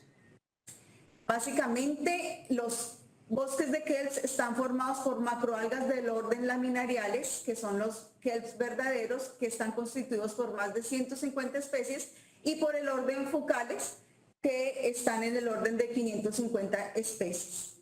Se encuentran entre los ecosistemas más diversos del mundo. ¿Cuál es su distribución mundial? Básicamente, como lo vemos en esta gráfica, la distribución de las especies, digamos que la especie más preponderante de estos bosques de kelps es la Macrocystis, y existen otras especies que, digamos, han encontrado otros nichos en otras áreas en el mundo. Entonces, básicamente, la especie laminaria se encuentra en latitudes norte del Océano Atlántico y de la parte occidental del Océano Pacífico, mientras que la Macrocystis en la parte oriental del Pacífico y en la costa occidental del Suramérica y digamos en las latitudes sur del planeta, básicamente. ¿Cuáles son las características de estos bosques? Entonces, su desarrollo, como lo vieron en la gráfica anterior, se lleva a cabo en áreas subtropicales y templados, es decir, en áreas o ambientes con temperaturas por debajo de los 20 grados centígrados. Esto no obsta que existan algunas especies de estos grupos que estén sobreviviendo un poco más, digamos que arriba del subtrópico, pero sí, en estos casos se están aprovechando de las urgencias de aguas frías que pueden mantener el ambiente en las condiciones mínimas necesarias en que estos organismos, que estas plantas autótrofas lo están requiriendo. Elementos como el nitrógeno, el fósforo, una luz bastante, digamos, abundante y un sustrato duro son las mínimas necesidades que tienen estas plantas. Como ven en la figura atrás, aquí en esta diapositiva, los pies, digamos así, de las plantas están muy bien atados al sustrato rocoso, básicamente. La fauna asociada está compuesta por crustáceos, equinodermos, focas, leones marinos y nutrias, que son la fauna característica de ambientes fríos. Se han encontrado hasta profundidades de 200 metros, con la condición de que en esas áreas haya mucha claridad. O sea, la claridad para que los rayos del sol entren hasta estas profundidades es indispensable. Su producción primaria es bastante alta, lo que lo convierte en uno de los ecosistemas más productivos del mundo, y está compuesto básicamente por algas pardas, con su componente principal es la fucosantina, que tienen tasas de crecimiento muy rápidas, que son entre el 2 y el 4% de su biomasa total por día.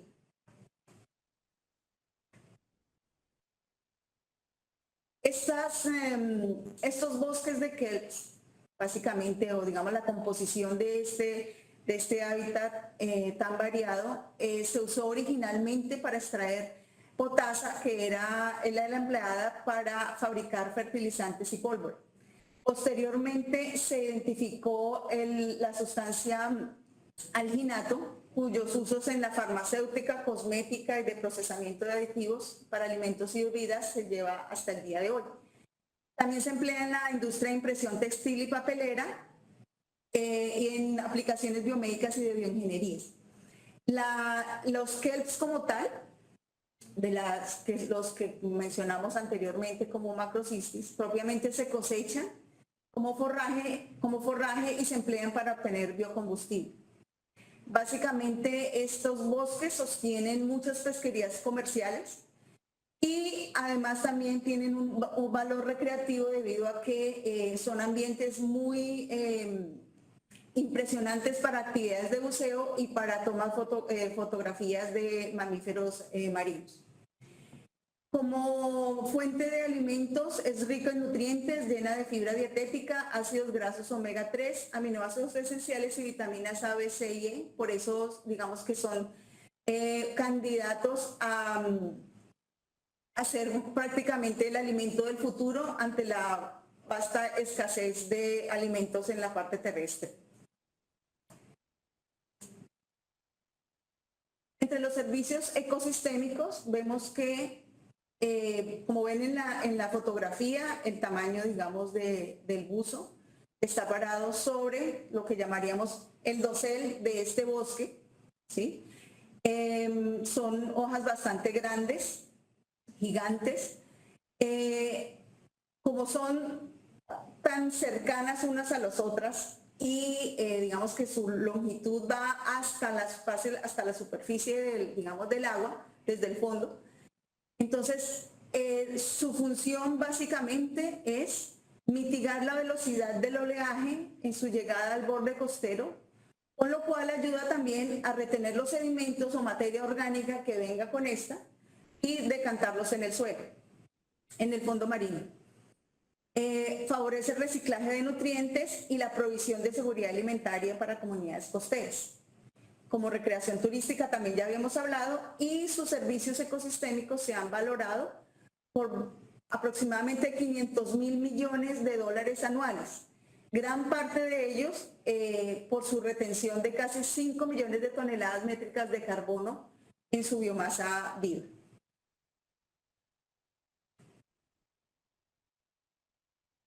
Otro de los servicios ecosistémicos es no solo, digamos, la retención de carbono en su biomasa viva, ¿sí? Con grandes biomasas y crecimiento totalmente alto, es también su exportación y transferencia a hábitats consumideros a largo plazo, como son los fondos, los fondos profundos. Básicamente, la fragmentación de esta biomasa va siendo trasladada por corrientes marinas y en el momento en que ya pierden la flotabilidad, se van hacia los fondos y ahí quedan por bastante tiempo, cientos, miles de años, en condiciones anaeróbicas.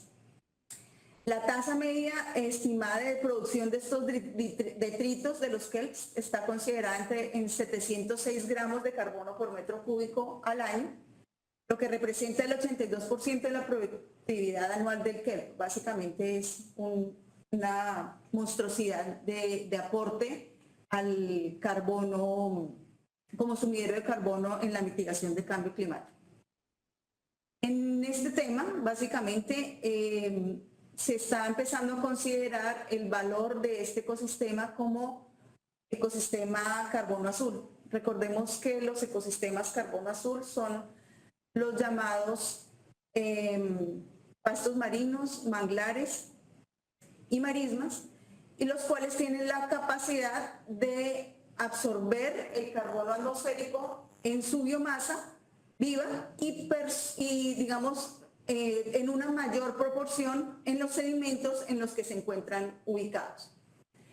Básicamente la función de este ecosistema estaría en su biomasa viva, porque digamos que no es un gran retenedor de sustrato, porque como lo que hablaba en sustratos, en sedimentos, debido a que el sustrato sobre el que están es duro. Entonces es entre su biomasa y la exportación que hace a otros ambientes marinos. La situación es que en sus medios naturales funcionan como un buen, digamos, mitigador de cambio climático por la absorción que ya estamos hablando. Sin embargo, cuando estos, digamos que las granjas de estos bosques ya se empiezan, digamos, a volver de tipo industrializado para, digamos, hacer acciones de utilizarlos como sumideros de carbono, el problema es que la forma en que se produce y se lleva a cabo el sistema de, digamos, de granja de estas de estas algas. Digamos que el costo-beneficio por el uso de hidrocarburos y demás, de todo el transporte y demás que tiene que usarse para mantenerlos, digamos que anula prácticamente el beneficio que se quiere obtener de esto. Entonces, requiere todavía mucho estudio y digamos que está en la vista de los investigadores en este momento para ver cómo usando este beneficio, este servicio ecosistémico que tiene este ecosistema, lo podemos añadir, digamos que dentro de la contabilidad mundial de carbono para mitigar el cambio climático. ¿Cuáles son las amenazas de estos ecosistemas? Básicamente está que se ha identificado que en los últimos 50 años se ha perdido aproximadamente el 38% de estos bosques. La causa principal es el incremento de la temperatura global, tanto a nivel, digamos, terrestre, como en la temperatura del agua, que básicamente estamos hablando del fenómeno del Niño, que trae aguas calientes con una distribución y una duración y una frecuencia mucho mayor que se está viendo en las últimas décadas, y esto ha hecho que digamos que el hábitat de estos bosques se corra hacia latitudes más al norte y sur respectivamente, debido a la, entre comillas, tropicalización de las aguas por este fenómeno. El hecho también de que se aumente la temperatura provoca la aceleración de la descomposición de los detritos, alternando el ciclo de carbono y la distribución y la disponibilidad de nutrientes en el medio. También, digamos que la afectación sobre toda la fauna asociada que forma parte de un ciclo trófico dentro de estos bosques afecta, digamos, su funcionamiento, debido a que, por ejemplo, si se afecta las nutrias, que son uno de los principales, es como el depredador más constante en estos bosques, se elimina la cantidad de erizos de mar, que son normales consumidores de estas plantas, de estas algas. Lo que pasa es que pues aumenta el pastoreo de erizos y aumenta, pues, digamos, la afectación sobre la densidad poblacional de estas algas. Muchos de nosotros, tal vez, alguna vez, puede que sí, puede que no, tengamos la posibilidad de conocer estos bosques en la vida real. Sin embargo, el otro orden de los que hablábamos, de estos bosques de kelps, se llama, están en el orden Fucales, y estamos hablando básicamente del sargazo. El sargazo lo constituye una variedad de especies que viven a lo largo de los océanos templados y tropicales del mundo, habitan aguas poco profundas y les gusta el sustrato duro. Sin embargo, hay algunas especies de estas que viven su vida y se acomodaron a vivir flotantes en el océano, reproduciéndose a través de la fragmentación, y básicamente las que nos afectan, digamos, en una mayor medida son las especies de Sargassum natans y fruitans.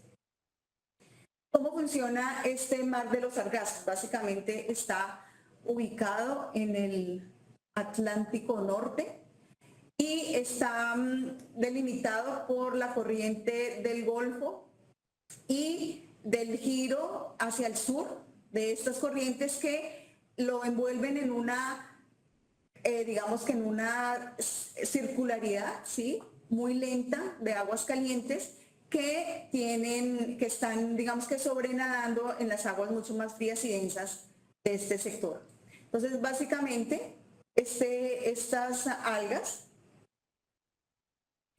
bueno, digamos que así es como podríamos ver un poco, son flotantes, no están, digamos que amarradas a ningún sustrato, están en profundidades bastante altas, pero se están asegurando, digamos, la cantidad de luz que están asumiendo para vivir, ¿cierto? Son autótrofas, organismos fotosintéticos. Y son hábitats, por ende, son como oasis en el océano para tortugas, cangrejos, peces, hidróidos, gusanos, briozoos, entre otra fauna que pueda unírseles o que esté, digamos que en la columna de agua normalmente. Producen oxígeno a través de la fotosíntesis, entonces básicamente los grupos de macroalgas autótrofas se ha dicho que constituyen un factor de producción de oxígeno a la atmósfera más o menos del 50% a nivel mundial. ¿Cuál es el problema de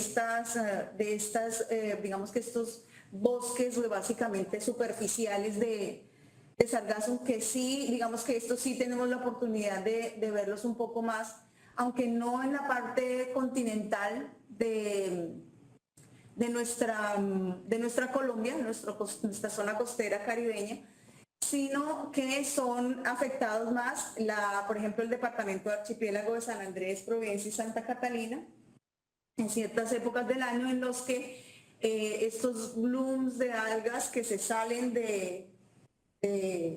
digamos, de este mar del Sargazo viajan por el Caribe y se van acumulando en las áreas, los litorales costeros, que digamos que en muchos casos son áreas de influencia turística y pues también están en áreas de puerto y demás, dificultando, digamos, la movilidad y la navegación. Un factor importante de estas macroalgas es que la especie en sí no es tóxica, pero sí es bioacumuladora. Entonces, la lista de los elementos y demás que se ha encontrado, se ha registrado en evaluaciones de estos es bastante larga y bastante increíble, porque como ven, elementos como arsénico, cobre, manganeso y molibdeno. También se han identificado aluminio, calcio, cloro, cobre, potasio, fósforo, plomo, rubidio, azufre y demás que pues en condiciones naturales, digamos que no es un factor de ingreso al sistema trófico ni del medio ambiente acuático, ni mucho menos pues humano, causando bastantes problemas tanto en la fauna y como asociada, como digamos que en la afectación en la piel a las personas que han tenido contacto con estos. Otra dificultad que tenemos con este tipo de macroalgas, así como tan masivas, es que efectivamente se secan cuando ya están por fuera del agua, se secan muy rápidamente. Su descomposición libera sulfuro de hidrógeno, que lo hace además bastante, digamos que incómodo y color fétido, que requiere su extracción de la playa literalmente lo más pronto posible. Este ha sido uno de las calamidades que se han observado a lo largo de las islas en el Caribe y algunos sectores de arrecifales de México, Yucatán, toda esta parte del arrecife mesoamericano, precisamente porque el hecho de que estas algas vayan tapando la superficie del agua hacen que los ecosistemas que se encuentran debajo de estos, como corales, pastos marinos y demás, que también son, digamos, de alguna manera utilizan la luz del sol para sobrevivir, se vean afectados y tengan, digamos, que un efecto secundario también de daño. Entonces, esta es una problemática que tiene que buscársele alguna solución. No se ha visto, digamos, algunos usos, digamos, a corto plazo de los mismos. Solo por ahora está el control del mismo y pues los costos asociados en las problemáticas del turismo y el mismo, digamos, procesamiento y disposición de estos desechos orgánicos en algún lugar, generalmente son bajo tierra. Entonces, hasta aquí era, digamos, que la intervención sobre los bosques de kelps y el del sargazo, que es un ejemplo que tenemos un poco más cercano. Y aquí empezamos a hablar sobre las praderas de pastos marinos. Las plantas, los pastos marinos pertenecen al 2% de especies acuáticas que tienen flores. Los pastos marinos pertenecen a, digamos que a un grupo de géneros que han adquirido verdadera hidrofilia, es decir, que todo su ciclo de reproducción se hace totalmente sumergido en el agua hasta la polinización. De estos 13 géneros han colonizado el mar a través de las familias del orden Alismatales, en los cuales se encuentran las 5 familias que ustedes ven en el cuadro: Zosteracea, Posidoniacea, Hydrocaritácea, Potamogenotácea y Rupiácea. Básicamente, digamos, su distribución es circuntropical. En el único lugar en donde no se ha identificado especies de pastos marinos ha sido en la Antártida. Entonces, como hablamos, son angiospermas, es decir, plantas con flores que han colonizado el medio marino, menos en la Antártica. Hay más de 60 especies agrupadas en 13 géneros y 5 familias, y ya 10 especies de estas identificadas se encuentran en las listas de especies amenazadas de la UICN, como en el caso nuestro, digamos, efectivamente la Halófila bailonis, cuyo ejemplo ven aquí en esta esquina. Esta es una revisión, digamos, de la distribución global. Básicamente lo vemos circuntropicalmente. Sin embargo, y si se acuerdan muy bien también del mapa de arrecifes coralinos que mostró el profesor Luis, y es que la zona de Indonesia y Australia también para los pastos marinos resulta ser el área con más riqueza, digamos que por extensión, mientras que en nuestro, digamos que Caribe, ¿sí? Nuestro gran Caribe, básicamente estamos hablando de entre 7 y 9 especies en total. Su estructura general se basa es que su sistema radicular está totalmente enterrado en el sustrato y tiene un sistema foliar expuesto. Básicamente tiene un rizoma y de este salen las raíces. Básicamente luego está compuesto de cada nudo de este rizoma sale un vástago que en algunos casos y para algunas especies puede tener alguna especie como de tallo visible, y en otros casos, como en este ejemplo, no es tan visible, y del cual sale una vaina de la cual digamos que se producen las hojas en juegos de 3, 4, 6 básicamente. Estas crecen a lo largo, el rizoma básicamente es el que se extiende y va creando nuevos nudos de los cuales los vástagos van a salir nuevos.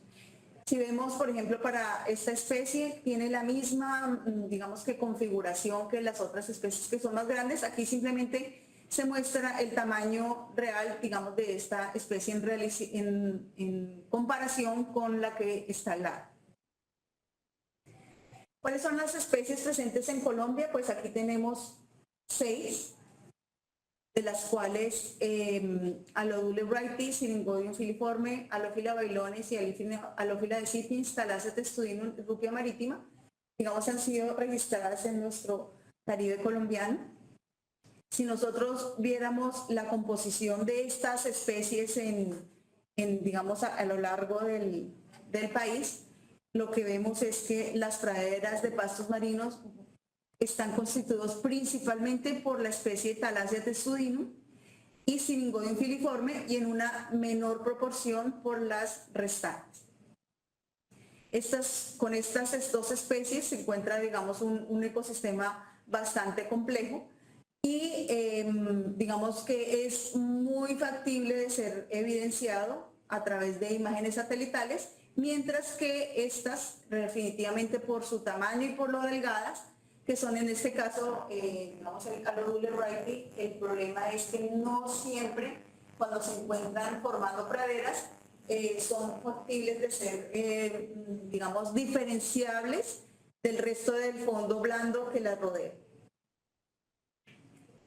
En Colombia, básicamente el 85% de las 64.500 hectáreas de pastos marinos se encuentra en el departamento de La Guajira.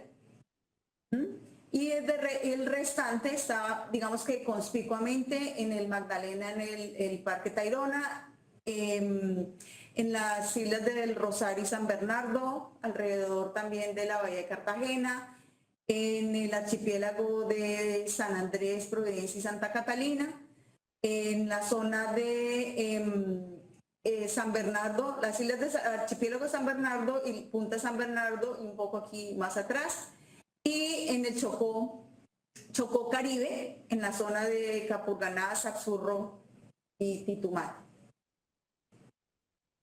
¿Cuáles han sido esas adaptaciones morfológicas y fisiológicas de esta planta en la parte marina? Entonces, lo que vemos es que lo que hablábamos era, tienen flores masculinas y femeninas que se polinizan en la misma pradera o en unas aledañas. Básicamente tienen tanto la reproducción sexual como la asexual, que es la que comenté en las diapositivas anteriores, que es cuando el rizoma se estira y va creando nuevos nudos de los cuales va a salir un vástago nuevo. Entonces, adaptada totalmente a la zona marina costera sumergida, pues su dispersión es totalmente marina, tienen cloroplastos epidermales que les permite un eficiente sistema de intercambio de gases y de nutrientes disueltos en el agua a través de sus hojas, y su sistema radicular, tan digamos que enterrado en el sustrato, hace que formen unas terrazas que van desde centímetros a metros de altura sobre el fondo submarino. Básicamente lo podemos ver aquí en estas imágenes, en los que este es un ejemplo del Parque Tayrona, aquí en Colombia. Básicamente esto no tiene más de 50 centímetros, pero estas que son praderas de Posidonia oceánica en el mar Mediterráneo, que son, digamos, terrazas. Este es el fondo natural del mar y todo esto ha sido terrazas que ha, digamos que, construido, digámoslo así, la pradera de pastos que estaría aquí encima, y con la cual ha ido como escalando a través de del atrapamiento de material orgánico propio y alóctono, o sea, que viene de otro lugar, para poder, digamos, ir ascendiendo. Digamos, este crecimiento está directamente proporcional a la altura de los insumos que tenga y de la columna de agua que le permita crecer. Hay reportes de áreas de terrazas de pastos marinos de 3 metros y de 6 metros. Y aquí en Colombia, más o menos he visto en Providencia de más o menos unos 50 que he tenido la oportunidad en Providencia. ¿Cuáles son los servicios ecosistémicos? Pues sus hojas funcionan como disipadoras de la energía de las corrientes, evitando la resuspensión del material depositado, y son efectivas trampas de sedimento. ¿Cómo funciona eso? Básicamente estamos viendo un dosel y un sotobosque, digamos que haciendo el símil con el bosque de Kerr. Básicamente lo que vemos es que la fuerza de la corriente va ingresando a través de este follaje, ¿sí? Y todo el material orgánico particulado se va decantando en la medida que la velocidad de va decayendo, y se evita, digamos, la resuspensión de los mismos. Digamos que es el ejercicio básico mínimo con el que los pastos van atrapando sedimentos y digamos que formando terrazas poco a poco, o si no las pueden, de todas maneras, digamos que los van enterrando en sus sedimentos.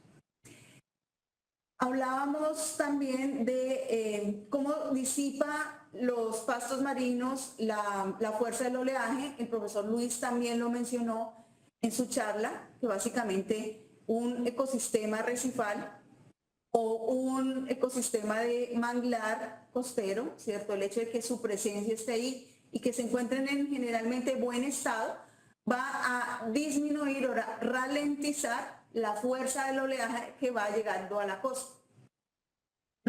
En el momento en el que, por ejemplo, el ecosistema arrecifal va disminuyendo de especies, su tridimensionalidad se va perdiendo, se va erosionando, pues ya su papel como protector de la zona costera totalmente se ve pues apañado, porque la fuerza de la corriente va a pasar como si nada. En el ejemplo de la derecha estamos viendo prácticamente cómo la longitud de ondas y la fuerza de estas mareas se disminuyen al pasar por las raíces entretejidas de los manglares. En esto básicamente consiste el papel de los manglares, pastos marinos y arrecifes en la disipación de la fuerza del oleaje en las playas. Entonces, en este sentido, teniendo en cuenta que por su intrincado sistema radicular, digamos que retiene sedimentos, esto hace que, queden tan compactos que ayudan a minimizar la erosión y la pérdida de playas en los litorales en donde estos se encuentran conformados de esta manera. Son bioindicadores de contaminación precisamente por su presencia en estos litorales costeros. Tienen una gran diversidad de especies comerciales asociados y su belleza paisajística se ha reflejado en actividades recreativas como buceo, kayak, observación de aves e investigación, entre otros. La biomasa de las praderas al morir se integra al detritus que se deposita en el fondo tanto de la misma pradera como exportado a otros. Entonces, en pastos marinos se tienen tasas de exportación de carbono que pueden ser del orden de 300 picogramos de carbono al año, que estamos hablando de 300.000 millones de toneladas de materia orgánica que está exportando a otros ecosistemas someros y al final al mar profundo. La oferta, esto es importante entender que la oferta de servicios ecosistémicos de cualquiera de los ecosistemas dependerá de las características del medio físico, de la especie dominante, la conformación, en este caso específico de la extensión de la pradera, de la antigüedad, del tiempo que ha estado presente en ese sitio básicamente, y de los tensores presentes, actuales y potenciales, y otros ecosistemas asociados. Todo esto va a depender, digamos, de que efectivamente el servicio ecosistémico esperado de protección de línea de costa, entre otros, o el de biodiversidad, el de soporte de otras especies, digamos que se pueda cumplir a cabalidad. Entonces, no es solo porque el ecosistema esté allí, ¿cierto? Va a ser, digamos, nos va a hacer el milagro de protegernos la línea de costa en el caso ya sea de manglares, praderas o corales. Cuando estos tres ecosistemas se encuentran, digamos, en la zona costera, forman una sinergia muy especial, tanto de protección de la costa como de aumento de biodiversidad y especialmente de compartimentalizar, digámoslo así, la oferta de hábitats de organismos que viven en el manglar, que en su etapa pequeños, que en su etapa un poco mayor pasan a las praderas y ya luego pasan a ocupar su nicho en los arrecifes coralinos o al revés. Entonces, digamos que la presencia de estos tres es fenomenal en donde se puedan encontrar. En general, tenemos servicios ecosistémicos de soporte, regulación, provisión y cultural. Ya hemos hablado de muchos de estos, entonces básicamente es un ecosistema muy completo y sería más completo si lograron mantener su sostenibilidad en el tiempo. ¿Cuáles son sus principales amenazas? Pues digamos que a grandes rasgos, mar de levas, ciclones, huracanes, enfermedades y en excesivo número de organismos asociados a alguna de las partes de la planta, por ejemplo, que puedan ahogarles o disminuir su fotosíntesis. Estos son algunos ejemplos de cianobacterias sobre praderas de pastos, organismos comiéndose partes de la planta, o por ejemplo la poda de tortugas, que esta es una foto del profesor Sven que tomó en el Parque Tayrona, mares de leva, tormentas tropicales que extraen las praderas por los corrientes fuertes hacia las playas, y una enfermedad que ha causado la mortalidad en siglos pasados de grandes extensiones de pastos marinos en las latitudes nortes, es la viríntula. Las hemos, digamos que identificado aquí en Colombia, pero afortunadamente no ha causado, mortalidad en ninguna de las praderas en que ha sido identificada. Entonces, aquí esta es una imagen que refleja prácticamente que para todas las actividades que realiza el hombre en los litorales costeros afectan de una u otra manera estos hábitats que precisamente, digamos que con los que comparte actividades, estas actividades antropogénicas. Entonces, si nosotros, digamos que pensáramos que solamente las actividades sectoriales, como las que estableció la Ley 1450 del Plan Nacional de Desarrollo del 2011, que habla de exploración, explotación de hidrocarburos, actividades mineras, pesca industrial y acuicultura, fueran las únicas que causaran, digamos que daños a estos ecosistemas, pero no, son, digamos que más las actividades normales y cotidianas que pasan en las zonas costeras las que hacen un mayor daño a estos ecosistemas y por ende, por reflejo a los ecosistemas asociados como manglares y corales cuando, digamos, están en conjunción en una misma zona. Entonces, actividades náuticas sin control, aumento de sedimentación y dragados, pesca extractiva no selectiva, contaminación, construcciones, remoción de la pradera manual o mecánica, y estas dos, básicamente con pisoteo y aplastamiento, tienen que ver mucho con las actividades de turismo, y pesca extractiva selectiva dañan, en sí toda la función ecosistémica de la pradera. Si nosotros pasamos estas problemáticas en un mapa de Colombia, básicamente las únicas áreas que podrían salvarse son la parte muy norte de La Guajira, que son básicamente deshabitadas. Ahí seguramente se ejerce otro tipo de afectación a las praderas, pero digamos que en el resto, digamos, del Caribe, prácticamente las vemos todas en simultánea, justamente en las zonas donde se encuentran las praderas de pastos marinos, que generalmente están asociadas también a áreas con arrecifes coralinos. ¿Qué soluciones tenemos de estas amenazas? Pues tenemos que fomentar estudios científicos para establecer medidas de su conservación. Uno de estos trabajos que se requiere es identificar básicamente cuándo es las épocas de floración y fructificación de estas praderas, con el fin de hacer actividades de restauración a punta de semillas, no solo de fragmentación, a punta de, digamos, de clonación, porque esto disminuye, digamos, la potencial resiliencia de las praderas ante un impacto externo nuevo. Entonces, esto va en pro de restaurar las praderas, reducir los niveles de nutrientes, de contaminantes. Tenemos bastante normatividad al respecto, pero no la estamos, digamos que, ejerciendo en su totalidad. Pesca sostenible y actividades de buenas prácticas en actividades subacuáticas, por ejemplo, y mucha educación ambiental para conservar tanto este ecosistema como los asociados. Rápidamente, carbono azul en pastos marinos. Se ha dicho que el secuestro de carbono de más del 40% se ejerce en estos ecosistemas a nivel global. Estamos hablando de 48 a 112 millones de toneladas. ¿Sí? Por lo tal, conocer las estimaciones de los almacenes y emisiones de carbono son fundamentales para muchos frentes, para las áreas de investigación, monitoreo, manejo, restauración y gestión de mitigación de emisiones para cumplir con las metas del país en el tema de acción climática, con la Ley 2169 del 2021, que propende que al 2050 tenemos que bajar los niveles de carbono, tenemos que actuar con carbono resiliencia y preferiblemente en el marco de la carbono neutralidad, con el fin de no dañar más el planeta, como ya, digamos, que estamos viendo que está pasando.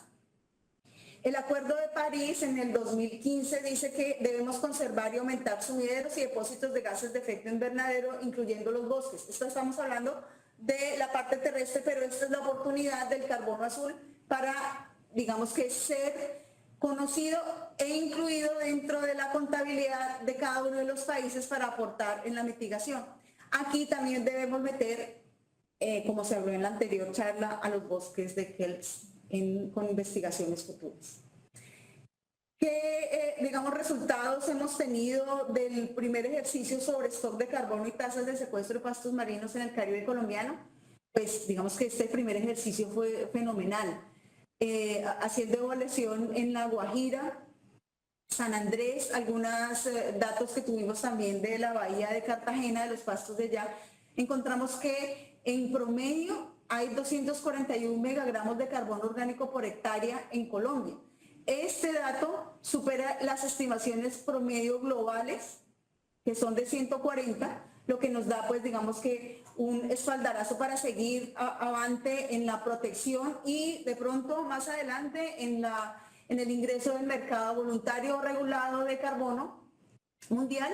Y aquí hay unos ejemplos de cómo regiones tropicales como México, Estados Unidos e Indonesia oscilan entre 71 a 170 megagramos de carbono por hectárea. Las tasas de acumulación de sedimentos también son mucho mayores que áreas de China, Japón, mar Mediterráneo y demás, de otras especies que oscilan entre 0.8 y 2.1 milímetros, mientras que aquí son 3.9, más o menos 0.4 milímetros por año. Y las estimaciones de la tasa de acumulación de carbono en el suelo de 122 gramos de carbono orgánico por metro cuadrado por año, que superan por mucho el Caribe holandés y Australia. Si nos comparáramos así, digamos, con otros países del Pacífico Norte, Indo-Pacífico, Atlántico, el promedio mundial, en fin, Colombia estaría ubicada por acá, en el centro de esto, en relación a los sedimentos que digamos que fueron evaluados y presentaron en el artículo anterior que les di. Y en cuanto a biomasa viva, estaríamos ubicados en este punto, junto con las praderas de Posidonia oceánica que habitan principalmente en el área de Mediterráneo. Entonces, básicamente esta era como mi intervención para darles como un brochazo sobre, digamos, la intervención o generarles algún tipo de interés en relación a estos increíbles ecosistemas vegetados. Entonces, quedo disponible para preguntas si es el caso. Gracias. Muchas gracias, doctora Diana. Una charla muy interesante. Este recorrido que nos llevó desde la parte subpolares prácticamente hasta el trópico fue muy interesante, y sobre todo mostrar que los ecosistemas de vegetales cambian con el clima y la estructura es completamente diferente, y la relevancia que presentan ellos para la captura de carbono orgánico, el carbono azul, ¿no? Inmensamente agradecido. Universidad Nacional de Colombia, proyecto cultural, científico y colectivo de Nación.